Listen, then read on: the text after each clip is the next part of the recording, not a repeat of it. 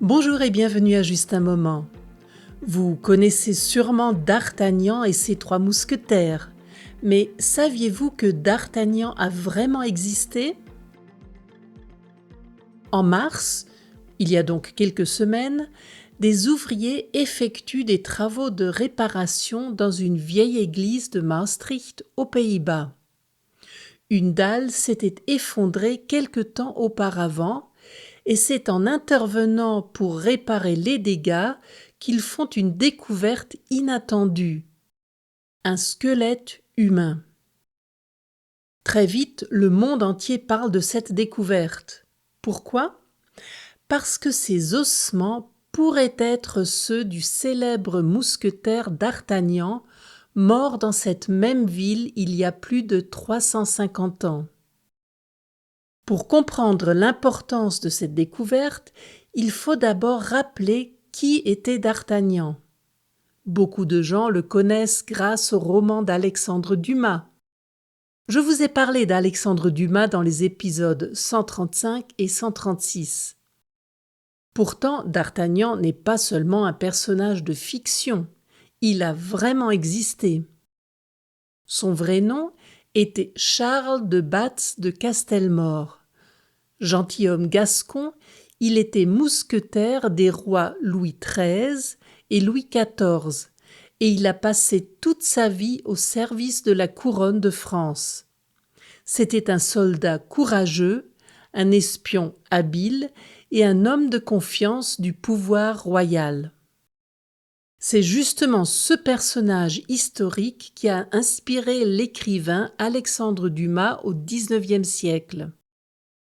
Dans Les Trois Mousquetaires, publié en 1844, D'Artagnan arrive à Paris depuis sa province et rejoint trois mousquetaires, Athos, Porthos et Aramis. Ensemble, ils combattent pour le roi avec courage et loyauté. Leur devise est « tous pour un pour tous ». Cette formule n'est pas une invention de Dumas.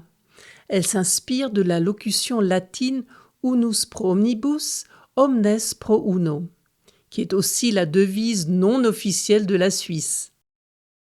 Dumas l'a simplement adaptée et mise dans la bouche de ses héros, et c'est ainsi qu'elle est devenue célèbre dans le monde entier. Ce roman a également transformé D'Artagnan en héros mondial, adapté de nombreuses fois au cinéma et à la télévision. Le vrai D'Artagnan est mort le 25 juin 1673, lors du siège de Maastricht, pendant la guerre franco-néerlandaise. Touché par une balle de mousquet, il tombe sur le champ de bataille. Depuis, personne ne savait exactement où il avait été enterré. En raison de la chaleur et de la longueur des combats, on avait choisi de ne pas rapatrier son corps. Louis XIV aurait décidé d'enterrer le mousquetaire en terre consacrée. Et puis, plus rien. Le mystère restait entier depuis plus de 3 siècles. L'église Saint-Pierre et Saint-Paul, dans le quartier de Wolder à Maastricht, se trouve justement près du site où l'armée française avait établi son campement. C'est donc un endroit logique pour une telle découverte. De plus, plusieurs indices rendent cette hypothèse très crédible. D'abord, on a trouvé sur le lieu de l'inhumation une pièce de monnaie de la seconde moitié du XVIIe siècle et une balle de mousquet près des côtes du squelette, ce qui correspond à la description de la blessure mortelle de D'Artagnan. Ensuite, l'emplacement de la tombe indique qu'il s'agit d'une personne de haut rang. Le squelette se trouvait à l'endroit où se tenait l'autel et seules des figures royales ou importantes y étaient enterrées alors. Enfin, une lettre de l'époque confirme que D'Artagnan avait été enterré en terre consacrée. Il n'y a pas d'endroit plus sacré qu'un autel d'église. Le squelette a été retiré de l'église et se trouve à présent dans un institut archéologique à Deventer.